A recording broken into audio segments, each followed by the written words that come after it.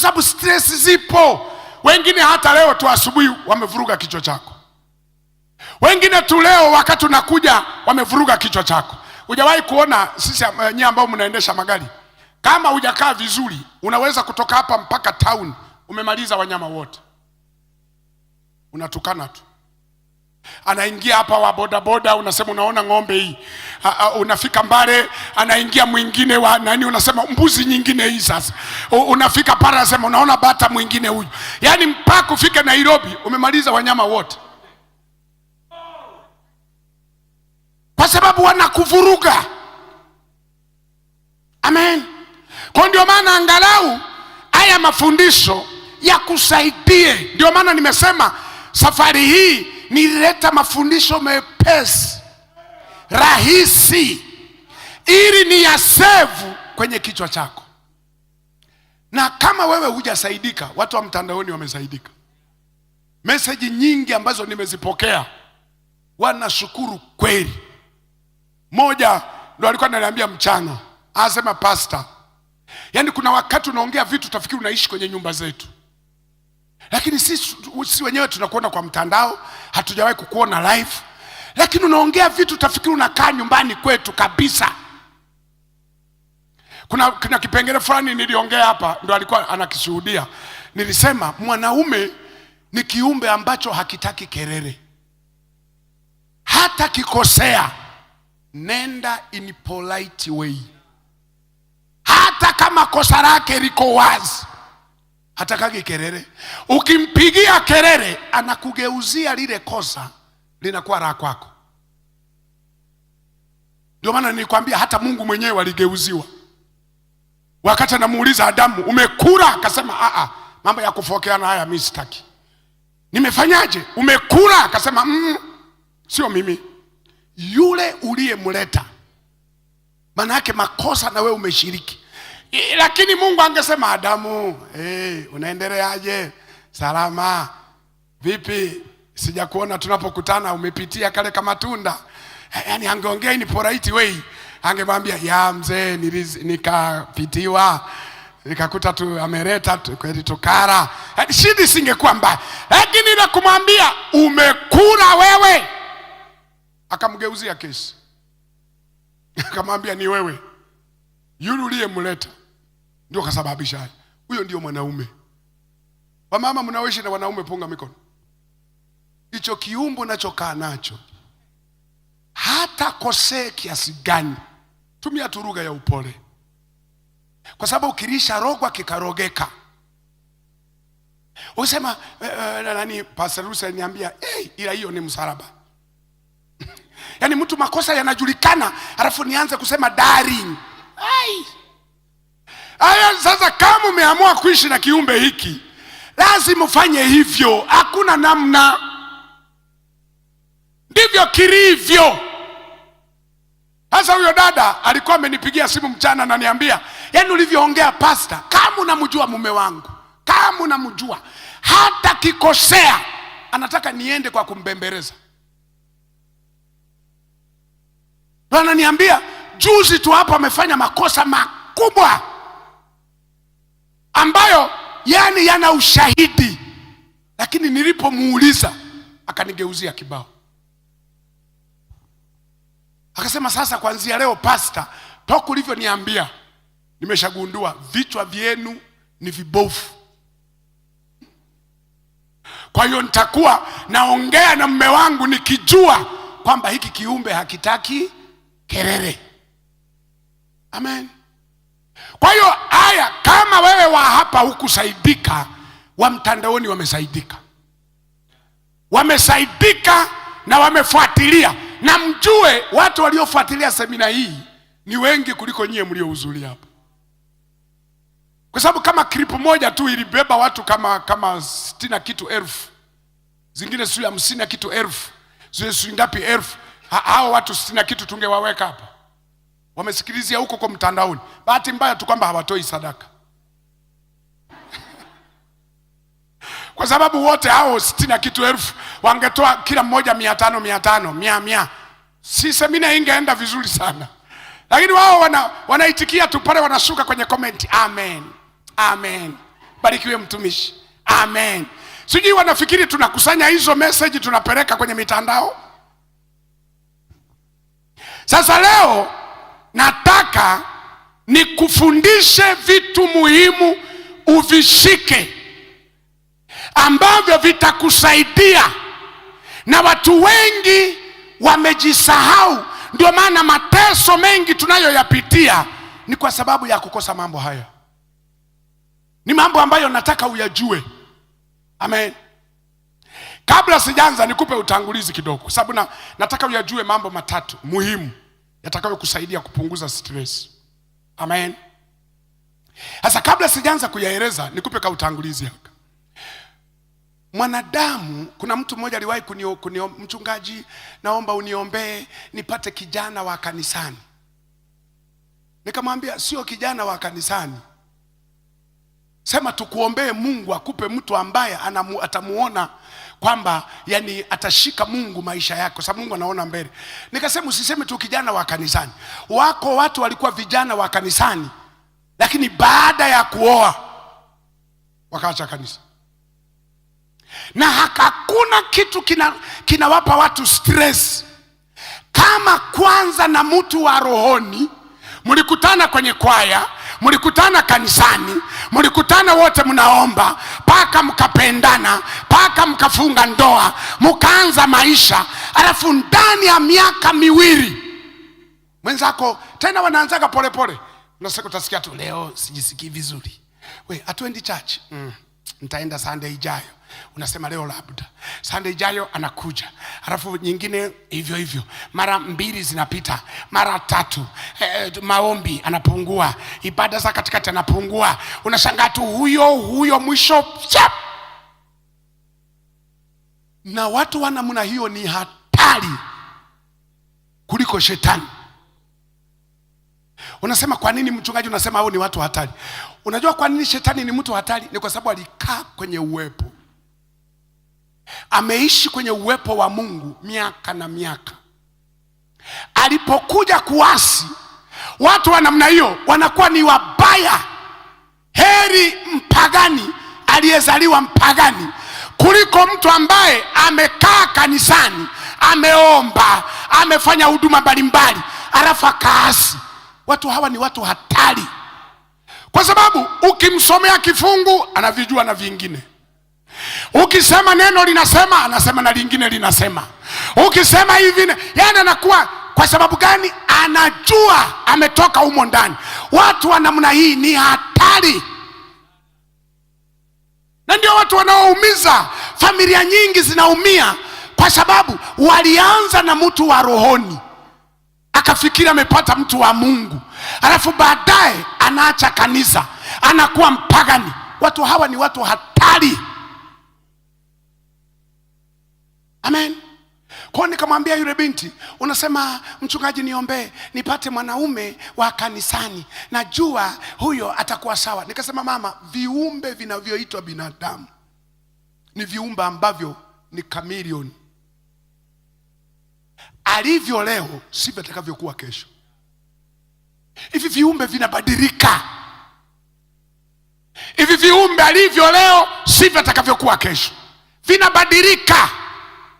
Ndio maana hivyo hujawahi kujiuliza swali, kwa nini serikali, tumuulize rafiki yangu, kwa nini serikali inajenga prison, inajenga zile vituo vya polisi, police station? Kwa nini serikali inanunua mapema bunduki, pingu, virungu wakati hakuna aliyekosea? Kwa nini? Yani serikali yoyote inapoanza kujijenga inaanza na magereza, vitu police station, wanaagiza bunduki, wanasomesha watu wa kupiga wenye shida na nini, wanawasomesha, wanawagharamia mpaka wengine mpaka Cuba wapi. Unajiuliza, kwa nini unafanya maandalizi yote haya? Anasema najiandaa kuongoza kiumbe ambacho hakitabiriki. Kwa wanajenga mapema magereza makubwa, prison yani kubwa. Unajiuliza kwa nini wanakuwa na maono haya? Wanajua viumbe hawa hawatabiriki. Derito ananiangalia. Wanafanya kwa sababu wanajua hawa viumbe, mpole wa leo ndio kichaa wa kesho. Ndio maana unaweza ukauliza polisi wanazunguka tu mle mitani, wanazunguka, unajiuliza mnatafuta nani hasa? Hawa viumbe hawajulikani. Tunaweza tukakuta tu mtu kaingia duka la mtu anachukua vitu, tunakuta ananyang'anya, mtu anaingia benki anafanya kitu. Ndio maana wanafanya patrol, wako tayari. Hawa kina nani hawa wako standby wakati wote, wanaamuka mapema kuhakikisha sisi tuko salama, kwa sababu tunaishi na viumbe ambao hawatabiriki. Kwa hiyo nasema maneno haya ili nikufikisha kwenye pointi ambazo nataka kuleta, kwamba unapojipanga kuishi na kiumbe hiki uwe na akili kama ya serikali. Yaani unapojipanga kuishi na kiumbe hiki uwe na akili kama ya kina Mzee Nderito, yaani uiwemo kichwani, kwa sababu unajiandaa kuishi na kiumbe kisichotabirika. Amen. Ndio maana hivi wewe ushituki, wachungaji hawa akina Misheli wanapofungisha ndoa, mwishoni wanandoa pamoja na maombi yote, lakini wanawaletea makaratasi, wanasema saini hapa.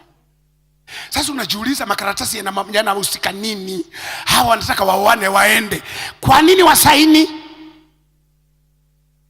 Kwa nini waanguke kwenye sahihi kwamba umekubali kufungisha ndoa leo? Umefunga na akili yako timamu, saini hapo. Ni kwa sababu hawana uhakika kama huyu kijana, huyu dada atashikilia haya tuliyosema mpaka kufa. Huenda huko mbele atageuka. Haya makaratasi yaje yatusaidie. Amen.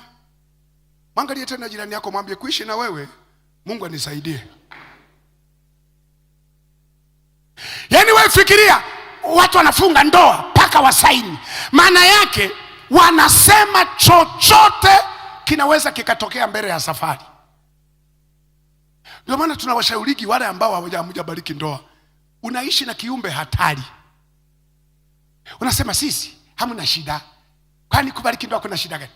Kwani kupata makaratasi yana nini? Eti baby darling, kuna shida kati yetu? Huniamini eti? Na kuamini huyo siku atakapo kufukuza kama mbwa mwizi, ndipo utakaposhangaa. Huyu ndio kiumbe niliyemwita darling, honey, usingizi wangu, sijui nini, amegeukaje? Hawa viumbe ni viumbe hatari, lazima uanze kujihami mapema. Ndio maana samani mzee wangu Nderito, nakutolea mfano kwa sababu wewe ni rafiki yangu. Sasa eti unachukiaga kweli? Wewe uwezi. Wewe na mheshimiwa pale, nyie ni rafiki zangu, lazima niwatolee mifano. Wengine naogopa, unaweza ukampointi akahama kanisa. Eti mzee wangu Nderito, hivi mnawaandaa wanajeshi wakati wa vita au kabla ya vita? Kabla ya vita. Hivi mnakuwa mna ndoto kwamba siku moja mtapigana? Au mnajihami tu yatakayotokea? Kwa mnajihami mapema, kwa sababu hamjui kama mtakuja kugombana na nchi jirani au nini. Kwa mnafanya practice. Kuna wakati mnaenda kulenga ile minani ile, kuna wakati mnafanya, yani mna warm up kabla ya chochote kutokea, kwa sababu wanajua tumezungukwa na binadamu wasiotabirika. Kama serikali inajiandaa, na wewe unapaswa kuwa na maandalizi. Kinachotufanya tuwe na stress, vitu viwe vinatusumbua, ni kwa sababu tunapoanza familia tunaaminiana sana. Ndio maana unaweza ukajikuta kuna familia wameaminiana mpaka akaunti ya benki wanayo moja, sijui nini wanayo moja. Yaani kila mmoja amempa mwenzake password ya simu hii. Huyu anaweza kwenda na simu ya mwenzake akatoa hela, wanaaminiana. Siku atakapogeukana, ndipo mwenzake atakuta mwenzie kafagia benki, hela alivyozitoa hazijulikani. Mtu analia, nimeenda benki, wamefanyaje? Imefungwa na kufungwa na nani? Na yule mtu wangu, kwa hiyo hela amechukua zote. Ameenda wapi? Hata sijui ameenda wapi. Nilimwamini, kumbe shetani. Yaani unapojipanga kuishi na kiumbe kinaitwa binadamu, uwe na maandalizi kisaikolojia. Sisemi, sikufundishi uwe mashaka na mwenzako, lakini tahadhari, kufunga mkanda kwenye gari sio ushamba. Kufunga mkanda kwenye gari haimaanishi umwamini dereva. Unamwambia dereva, nakuamini sana, lakini ngoja nifunge tu. Amen. Tahadhari. Yaani nashangaa watu kwenye vitu vingine vya kawaida wanachukua tahadhari. Ndio maana mimi kwenye ndege, katika kitu ambacho huwa sikipendi ni wakati ule ndege inataka kuondoka, tule tudada, kuna vitu wanaongea mimi sipendi kabisa, kwa sababu yani ni kama wanakuandaa kwamba unaenda kufa. Yani yuko para nasema, abiria wetu, tunaanza safari, funga mkanda wako. Halafu huko mbele, tukifika huko kuna wakati mtakosa hewa, mtatoa hapo. Kuna wakati ndege ikitumbukia kwenye bahari, kuna naniri kwa hapo chini. Halafu mtavaa namna hii, mtapuriza. Halafu kinani utapiga kifirimbi. Halafu utanini, halafu milango ya kutokea, endapo lolote lile likatokea, kuna mlango huu na mlango huu. Halafu anaenda yule aliyekaa karibu na mlango, wewe ndio utatusaidia.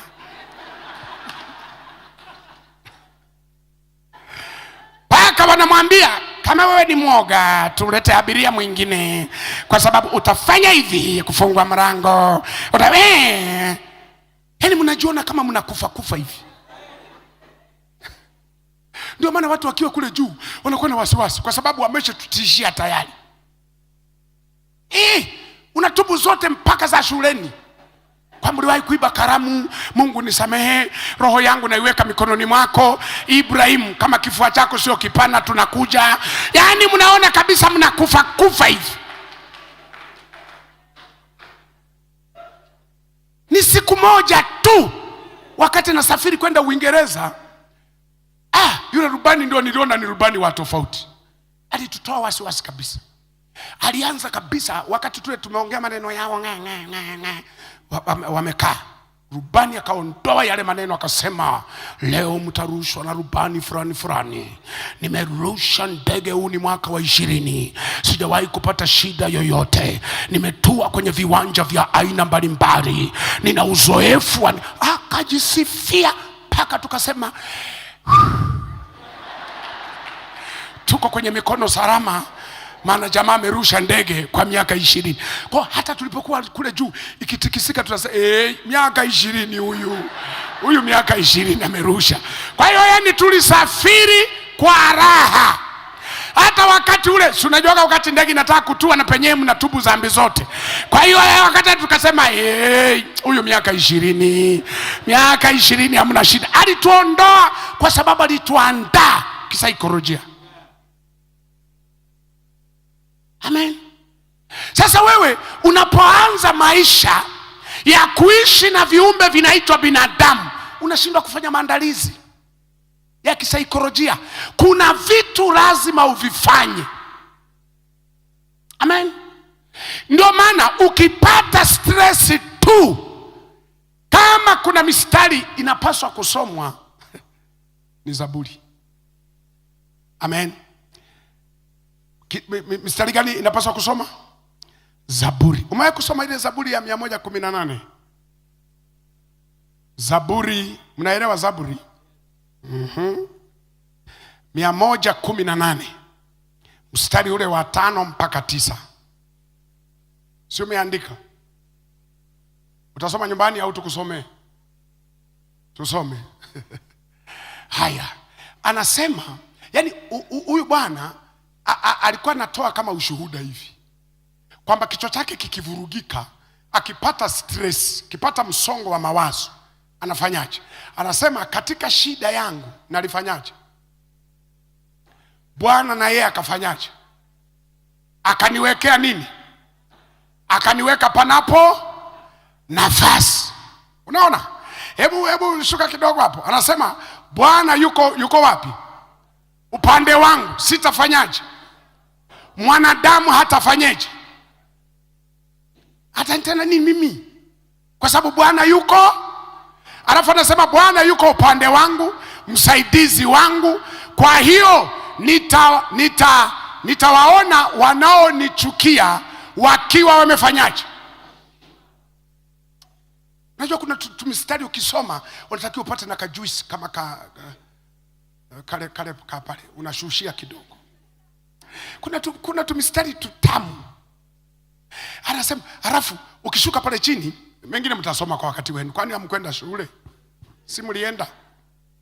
Anasema ni heri kumkimbilia nani kuliko kuwatumainia nani? Wanadamu. Unajua kwa nini nimekuletea hii mistari mingine utamalizia? Ni kwa sababu watu wengi wakiwa na stress. Hivi mmefanya utafiti kwa nini watu wengine ni walevi? Mwaje kufanya utafiti Pastor Michelle? Kuna watu ni walevi sio kwa sababu walipangwa kuwa walevi. Stress.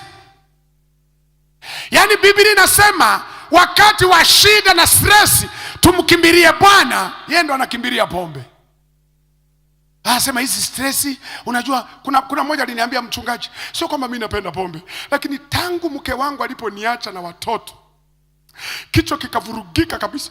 Nikachukua watoto nikawapeleka kwa mama yangu, nikabaki mwenyewe. Sasa ni kama nyumba kama inanizomea. Kwa mtu mmoja rafiki yangu akaniambia, ili upunguze mawazo, twende tukapige 2-3. Kwa hiyo anafikiri kwenda bar na kunywa pombe unaondoa stress. Kwa sababu hiyo pombe haitakaa milele. Ukisha kunywa ukalewa ukapepesuka, imeisha, mawazo yako pale pale. Kwa anasema sasa nimejenga tabia kila jioni ili nilale usingizi lazima nikanywe. Lakini nikamwambia tangu ulipoendelea kuwa mlevi umepunguza sasa stress. Akasema wapi mchungaji? Kwanza ndo nimekuwa mtumwa. Kwa sababu pesa ambazo wakati mwingine napaswa kutunzia familia ndio naenda kupunguzia stress kwenye bar. Lakini hapa tunaambiwa unapopatwa shida umkimbilie nani? Bwana. Sasa watu ndio wameingia kwenye ulevi, wameingia kwenye uvutaji wa madawa, wameingia kukula vitu vya ajabu. Anakuambia napunguza msongo wa mawazo. Huwezi kupunguza msongo kwa kuwa mlevi. Sasa mimi nafanyaje? Matatizo yamenikuta. Yaani mambo yamekuwa ya shida. Ndio maana nimekuwa mlevi. Walevi wengi unawaona ba kilichowapeleka ni misongo, ni maisha, mateso anayoyapata kutoka kwa mke wake, kutoka kwa familia yake, kutoka msongo ya biashara ambazo zimemsumbua. Anaona bora kamalizie ba. Unakuta mtu amekuwa mlevi. Mmoja alisema na kunywa kwa sababu nimekataliwa na watu. Ndugu zangu wa ukoo hawanielewi, sijui nani hawanielewi, sijui nini hawanielewi. Kwa hiyo mimi nimeona bora sasa rafiki na ndugu ni ba. Lakini hapa nasema usimtumainie mwanadamu, kwa sababu mwanadamu ni kigeugeu. Unaposema huyu alikuwa rafiki yangu sana, amenigeuka siku hizi, huyu alikuwa na nini, ngoja nikwambie maneno magumu kidogo. Sio kila rafiki Mungu aliyemleta kwako ni wa kudumu. Sio kila rafiki ambaye Mungu amemleta kwako ni wa milele. Marafiki wengine ni wa kutuvusha kutoka hatua kwenda hatua na kuacha. Sisi kule kwetu kuna vijana huwa wanajiajiri mvua ikinyesha, kukiwa na vimaji maji. Sawa, kuna wale watu wasafi kama rafiki yangu. Unajua kuishi na kina Misheri nayo ni tabu. Hawa kina Kokonyoa wa tabu. Leo kijana wangu alikuwa anasema pastor tufute viatu. Nikamwambia mimi sio Kokonyo wala sio Misheri. Mimi ni wale watu rafu. Hata hivi mnavyoniona nimejitahidi kweli. Nimejitahidi. Mimi yani ni wale watu kwenye yale magrupu ya watu yale melancholy, choleriki, phlegmatic. Mimi ni sanguine. Watu rafu. hawana mipango. Kwa hiyo mkisema amevaa suti haijanyoka, mnanionea, nimejitahidi. Sasa watu kama akina Misheli hawa wakifika mjini, hawa akina Kokonyo hawa, wakakuta tu maji, anasimama hapa navukaje? Anataka kiatu chake kilivyotoka ndani kirudi vile vile. Akina Mgogo tunaangalia sehemu yako ya papa. Sasa hawa akina Misheli wakianda wanajitokeza vijana. Wanamwambia mzee, maji ya twende.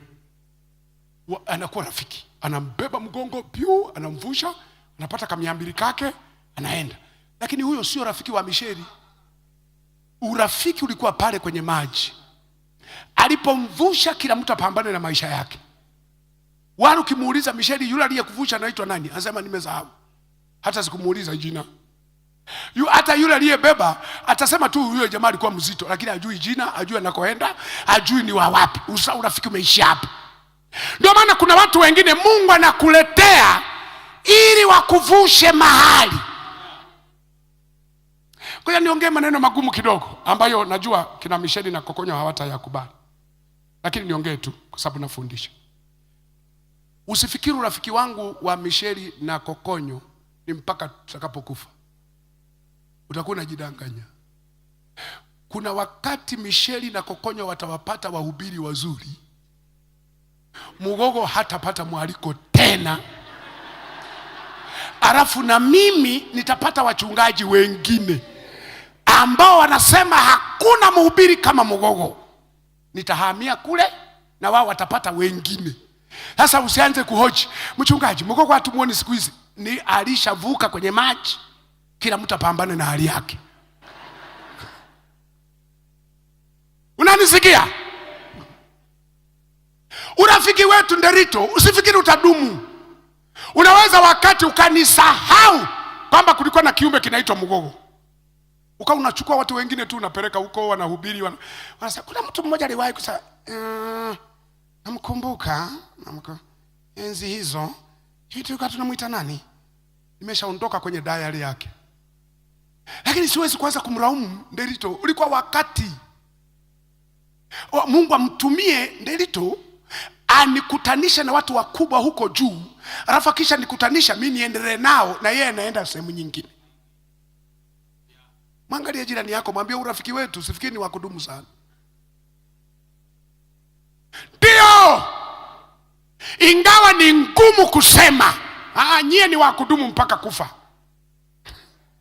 Wa kwenu huo sio wa hiari, ni wa lazima. Lakini urafiki huu, unasikia rafiki yangu aliwahi kununulia kiatu kizuri, nakumbuka. Kalikuwa kiatu kizuri, nilikavaa kale kiatu paka kalitubu. Kalikuwa katoki mguni. Lakini unajua hizi injili tunaenda kuhubiri vijijini, huwa nanyang'anywa vitu vingi sana. Ni ukifika kule anakuja tu mtu anasema, hiki kiatu kinafanana na mguu wangu. Namwambia wewe, mwenzio ndio hiki, anasema mchungaji, nyie mnakaa mjini bwana. Ndio anaondoka hivyo. Kuna siku nilitoka kwenye mkutano, viatu vyote vimeisha. Nikavaa zile za Wamasai wanauzaga zile zile. Ndio nikavaa hizo kurudi nyumbani. Mama ananiuliza viatu viko wapi? Nikamwambia wewe nyamaza tu. Subiri tu usiku tukienda mjini tukatafute viatu. Basi vimeshachukuliwa vyote. Siku moja nimerudi, begi liko jeupe. Kila mmoja anajichagulia shati, huyu anapima suti, huyu anapima nini. Wengi walibeba mpaka ile miswaki haijatumika.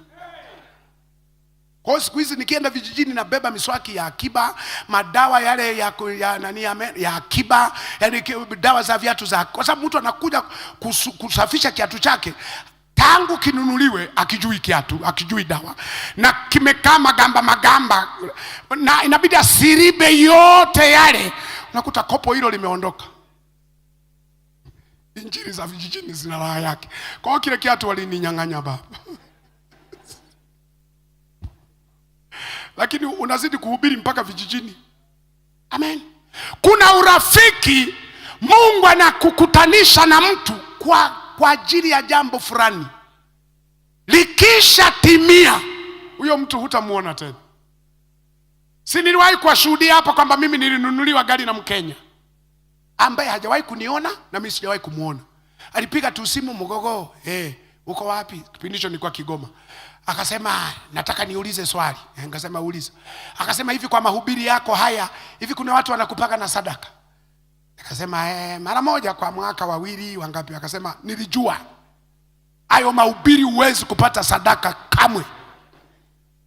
Kwa sababu mtu anafikiria kukutumia sadaka jiwe, anakufikiria kukunyundo, anafikiria mwisho wanasema pambane na hali yake. Yaani haya nayosema ni kweli. Muulize jirani yako, umewahi kumtumia? Lakini wangapi wanasikiliza mahubiri yangu kwenye mitandao? Nyosha tu hata kama utumi. Kwa hiyo akaniambia, kwa sababu hiyo Mungu ameniambia hata hapo ulipo huna gari na kununulia. Sasa Kenya, Wakenya wajanja aninunulia gari kweli? Nikaitikia lakini simwamini. Akasema tuma akaunti yako. Akasema huyo sasa huyo anatafuta, nataka kitu fulani. Lakini nikaangalia akaunti haina kitu. Nikasema sasa akaunti yangu ataiba namba, haina hela. Nikamtumia. Akasema nipe siku 4. Siku 4 zikapita. Akasema mtandao ulikuwa unasumbua lakini kesho. Akasema ndo anashughulika, labda amechungulia huko kwenye akaunti akakuta hakuna kitu. Siku ya 5 akuta hizo milioni kadhaa. Serious? Umewahi kushukuru mpaka ukatafuta mstari kwenye Biblia huioni? Kwa sababu kila mstari unaona kama haujafiti. Umewahi kuomba kila msamiati unaona kama mwepesi? Pako nakosea, unaishia tu kusema Mungu, mshukuru mwenyewe. Mshukuru mwenyewe, mimi sina cha kusema, mshukuru mwenyewe. Nikanunua gari. Katoa tozaka hapo na shukrani, kanunua gari. Lakini yule bwana tuliwasiliana wiki hiyo moja. Wiki ya pili hapatikani. Nilimtafuta, hapatikani. Piga na namba yake, nasema namba unayopiga haitumiki. Nimemtafuta miaka na miaka sijamuona. Alikuja wiki moja akaondoka ndani ya wiki. Lakini gari natumia. Mungu alimleta kunivusha, kunipa gari. Hasa mtu mmoja aliniambia, usishuhudie, unatuchosha. Mwenzenu najaribu kumtafuta kama yuko mahali au ananisikia. Alifanya kitu kikubwa. Muulize jirani yako, unaweza kumnunulia Mgogo gari? Unaweza. Wewe endelea kupiga makofi. Piga makofi kwa yule aliyeninunulia. Na yeye Mungu alimleta kwa wakati. Amen. Yaani kuna watu Mungu anawaleta, wanaweza kusaidia kusoma, ukasoma, ukimaliza shule hawashughuliki na wewe. Unaweza kushangaa mtu amekuconnect na kazi fulani hivi, ukiipata kazi urafiki umeisha. Unaweza kushangaa mtu amekuconnect kwa jambo fulani, ukifanya humuoni. Kuna watu wengine mlisoma nao mpaka leo, walikusaidia shuleni, walikuwa nakusaidia hesabu, Kiingereza, sio vitu gani, walikuwa watu wa msaada. Leo hata ukumbuki majina yao. Kwa sababu Mungu aliwaleta wakati wa masomo. Mlipotoka hapo, kila mtu kivyake. Nachotaka kusema ni kitu gani? Mwanadamu anageuka. Kwa hiyo lazima ujiandae kisaikolojia kuishi na kiumbe hiki ambacho kinageuka. Hata kama umemtendea mema kiasi gani, anageuka. Misheli ananiangalia. Kila nyumbani nikinywa chai nakumbuka kile kikombe. Kwa hata nikikusahau kikombe kinanikumbusha kwamba ni Misheli alikununulia kile kikombe. Kiweka chai, picha ya Mgogo inatokea. Mpaka watoto wenyewe wanakiogopa, maana wakimimina tu wanaona mzee hiki cha baba. Lakini kile Sio kwamba ndio tutakaa na Michelle miaka yote. Kuna wakati atapata wahubiri wa Uganda, wa Nigeria, sijui wa Marekani, Mugogo tupa kule. Na anakotupa na Okoto na wengine wanaona huyu anafaa. Amen. Unanisikia? Sasa pointi ambayo nilitaka kusema, muda wangu unakimbia, katika hayo mambo matatu, kwamba kwa sababu naishi na kiumbe kinaitwa binadamu, jiandae. Watu wengi sana wana familia hawajaweza kufanya mambo haya. Wataalamu wanasema ni asilimia chache sana walio na mambo haya. Jambo la kwanza, niulize swali hapa. Ni familia ngapi ambazo ziko na mambo haya matatu? Ya kwanza, najua wengi pointi ya kwanza mnaye, kwa sababu kila binadamu unapaswa kuwa na mshauri wako wa kiroho. Automatically atakuwa pasta wako. Lakini kuna waumini hawana hata pasta. Hawajulikani wanasali wapi. Ukiangalia kwenye video vya Utawala unamuona. Ukiangalia kwenye video vya Utawala Airways yupo. Ukiangalia kule Umoja yupo. Ukiangalia sui Pentecost gani yupo. Ukiangalia kwa mtume nabii wapi yupo. Paka unajiuliza, hiki kiumbe ni kondoo ya nani hii? Yaani siko kondoo hazina mwenyewe. Ni kama ng'ombe za hapo barabarani hapo. Kuna ng'ombe ziko hapo. We mzee Nderito, zile ni za nani zile? Nderito mwenyewe anazikataa. Yaani ziko zinalala, unakuta imelala tu barabarani hapo. Hai, paka unajiuliza mwenye nayo ni nani? Wanasema ukitaka kumjua igonge, ndio utamjua mwenye ng'ombe. Kwa kuna waumini ambao ukitaka kujua mchungaji wake afe, ndio anaanza kutafuta, alikuwa anasali ndio nasikia Emmanuel huyu alikuwa memba wako. Mimi ndio alisema alikuwa wa kwako. Wakati tuko hospitali anakaribia kufa alisema mimi ni Deliverance Church Utawala, ndio akakata roho. Mnasema sisi mbona hata sisi hatuna nani? Hata rekodi za watoa zaka hayumo, rekodi za watoa michango hayumo, rekodi za hayumo. Lakini anakuwa wa kwako siku akiwa kwenye jeneza. Na ili mambo yasiwe mengi, mchungaji unasema nimepokea. Na vile una wachungaji wengi unasakizia mmoja, nenda kazike. Kazike huyo mzee. Mzee anasema pastor, lakini wewe kazike. Yaani kuna watu ambao hawana baba yake wa kiroho. Ili familia yako iwe salama, jambo la kwanza unapaswa kuwa na baba wa kiroho. Ili mambo yakikorogana uwe na mahali pa kusemelea, uwe na mahali pa kupata ushauri. Na ndio maana usikubali kuwa memba wa chachi hii alafu pasa kokonyo hakujui. Fanya chochote. Yaani usikubali kuwa memba wa chachi hii alafu pasa kokonyo hakujui. Tafuta njia zozote akujue. Yaani tafuta njia zozote. Na njia za kuwakamata hawa jamaa ni rahisi tu. Ni rahisi tu hawa. Chukua lijogoo likubwa. Mnafahamu lijogoo? Unaambia pastor tunafanya kazi kubwa sana, na mimi ni memba wako hapa. Ukanywe supu. Na huyo pastor huyo memba atasahauliwa. Utapewa jina la jogoo.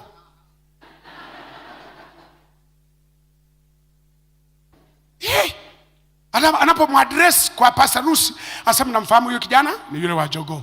Kwa hiyo kirene yule wa jogoo. Kwa hiyo umejipresent kupitia jogoo. Hatusemi hawa jamaa wanahitaji vitu ndio wakujue, lakini hii nyingine jiongeze. Unafikiri kwa nini hapa kila nikihubiri namtolea mfano kiatu?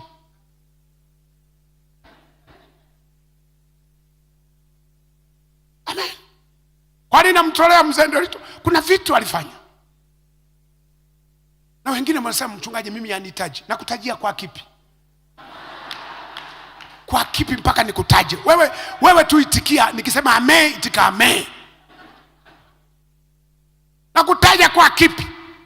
Simemwona hapa Mishai na mke wake na wataja kikombe na wataja nini? Kuna kitu.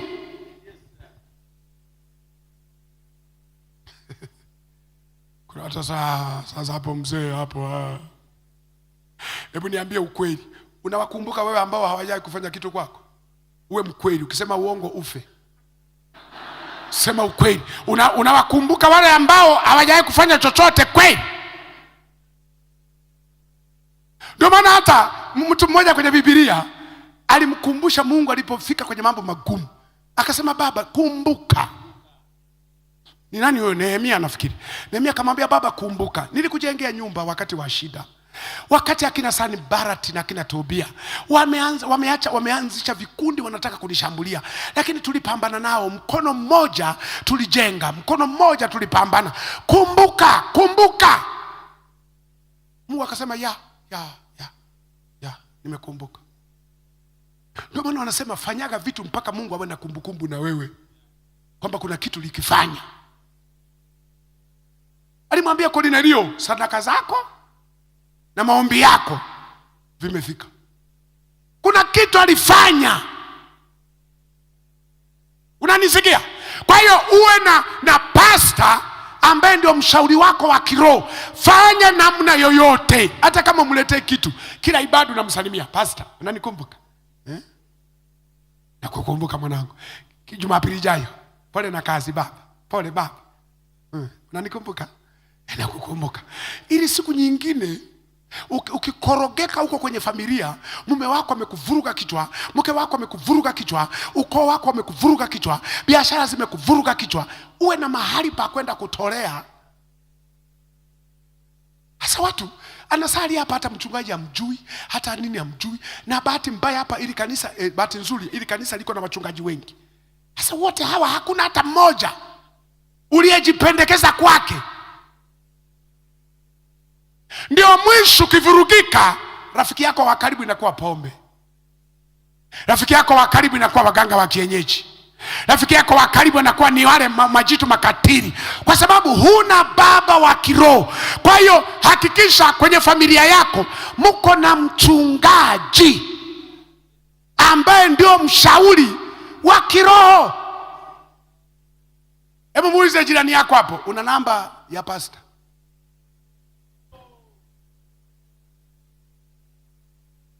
Yani unakuta mtu amefiwa, anaanza kutafuta namba mtandaoni, anaanza kutafuta sijui namba wapi. Tumefiwa, sijui nani, anaanza kumuuliza mzee Nderito, una namba ya nani, ya pastor, sijui nani, tumefiwa, nimpigie, ninaumwa, nimerazwa. Unatafuta namba wakati wa matatizo. Umemsikia mzee Nderito amesema wanaandaa jeshi wakati wa amani. Wakati wa amani ndio wanaandaa jeshi. Na wewe andaa pastor wako wakati huna shida yoyote. Uwe na baba wa kiroho mahali ambapo unajua moyo wa binadamu. Ngoja nikwambie, mwanadamu siku zote ni kiwanda cha takataka.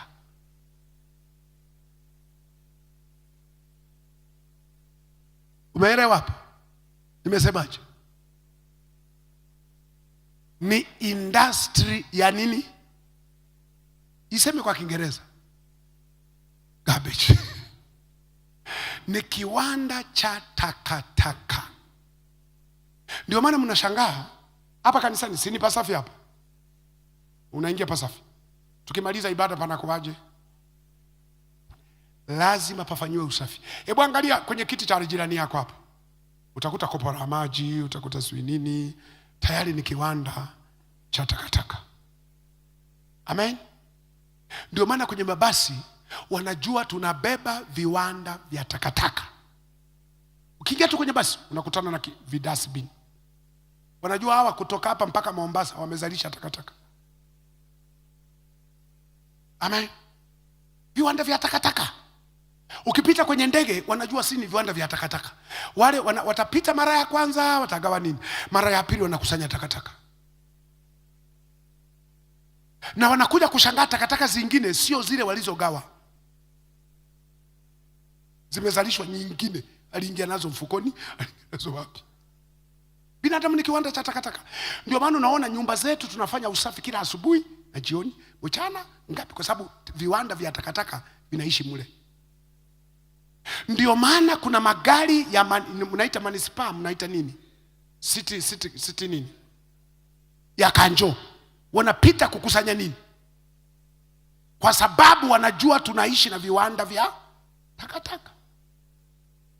Sasa kama tunavyozalisha takataka hizo za street, ndivyo tunavyozalisha takataka za moyoni. Na hizo takataka za moyoni lazima uwe na dasibini. Dasibini yako ya kutolea ni wa kwanza ni pasta. Ukienda kwenye kopisi kake pale, unachotapika ni matakataka. Yani mume wangu, unatapika mume wangu, yani mke wangu, yani mke, yani yule mpasta. Sisi na mtu naishi na jini, naishi na shetani. Unatoa mitakataka yako, pasta na kuombea, unashuka kamoyo. Sasa wewe mitakataka yako unapeleka wapi? Ndio maana mwisho huna dustbin ya kutolea mitakataka yako ya moyoni, mnatapikiana nyewe wenyewe kwa wenyewe. Unakuta mmoja yuko pale, mwingine hapa, kila mmoja anatoa mitakataka. Wewe ndio una matatizo haya. Anasema wewe mtu kwa kweli haoni kisogo chake. Wewe ndio unatenda. Mtatapikiana mitakataka, nyumba inanuka. Mwisho mnatafuta divorce. Kwa sababu hamwezi kuishi kwenye dampo. Mnaelewa dampo? Kwa sababu mitakataka ya maneno yenu, ya makisirani yenu, ya manini yenu yako mule. Hakuna mahali mnakopeleka. Mnapaswa muwe na mtu wa kwanza, baba wa kiroho, wa kushauri familia yenu. Ukiwa na stress, ndio unampigia, unamshirikisha, anakukuru, unapoa. Hiyo ni kundi la kwanza. Kundi la pili ambalo mnapaswa kuwa nalo kwenye familia ni muhimu sana. Kwa sababu nyie ni viumbe ambao kuna wakati mnaugua. Kuna wakati mnapata matatizo ya magonjwa ya mili. Ndio maana kila familia inapaswa kuwa na dokta wake. Unasema pastor, mimi siwezi kumlipa dokta. No, sio kila dokta lazima uwe unamlipa kila mwezi. Lakini uwe na favorite, yani uwe na close friend dokta, ambaye ndio rafiki yako, unajikomba kwake. Siku nyingine unampelekea jogoo ule dokta, unafanya kazi. Siku nyingine umempata tukera kidogo tu, kamrushia 10,000, anafurahi. Unajenga urafiki. Naye anajiuliza, huyu mtu kwa nini anakuwa karibu na mimi? Kumbe unataka security yako. Katoto kakikohoa, unampigia simu, ninunue dawa gani? Amekohoaje hivi na hivi? Nunua dawa. Njoo mlete hapa hospitali. Unakuwa na mtu. Ndio maana niliwaambia nyie watu ambao mnamiliki magari, hakikisha una urafiki na mafundi. Una garage makanika wa kwako ambao ni rafiki yako, ambaye humtembelei gari likiwa limeharibika. Hata likiwa zima, lipeleke hapo. Mzee, kuna shida? Mwambie hapana, njoo. Nini? Nimeona nimeletee matunda, maepo, ndizi, mwe mnakula. Kwa hiyo gari zima. Siku nyingine wakikuona nalo, gari letu la posho, gari letu la chakula, tasikia tu, amekuja. Karibu baba, karibu. Wanajua kuna kitu.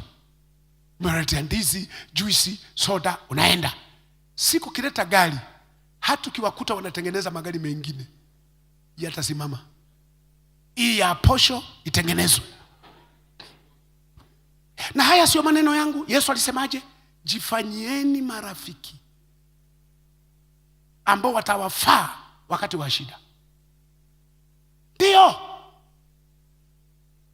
Sasa wewe unaenda tu gari limeharibika, ndio unasema limeharibika, watakutesa. Lakini ukijenga urafiki, unakuwa rafiki yao. Hata siku huna hela, gari itatengenezwa.